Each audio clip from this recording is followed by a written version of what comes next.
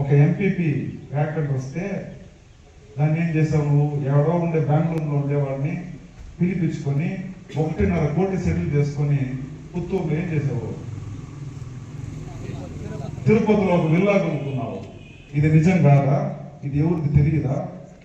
ఎందుకు నా నోరు? నేను ఏదో సైలెంట్ గా వచ్చి పరిపాలన చేసుకుని పోతున్నా, నా రోజు ఎందుకు దొరుకుతావు? గెలికినామంటే నువ్వు నిద్రపోలేవు, హార్ట్ అటాక్ వచ్చి నైటే చచ్చిపోతావు.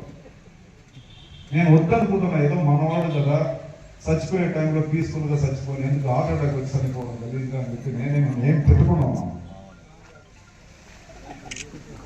అదే విధంగా లోకేష్ అన్న గారు ఇక్కడ పాదయాత్ర వస్తే లోకేష్ అన్న గారు పైన కేసు పెట్టావు. లోకేష్ అన్న గారు పైన కేసు పెట్టేంత మగోడను, అంత పెద్ద మగోడను, అంత పెద్ద పుడింగాను మేము అనుకుంటే ఈ రోజు నైటే నేను జడ్జితో కూర్చోబెట్టగలను. కారట్నామా పోలీస్ స్టేషన్లో అండర్తో కూర్చోబెట్టగలను.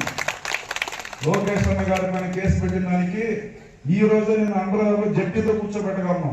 కానీ మా నాయకుడు మాకు ఒక క్రమశిక్షణ పార్టీ కాబట్టి, మా ముఖ్యమంత్రి గారికి ఇదంతా నచ్చదు కాబట్టి మేము సైలెంట్గా పోతున్నాము.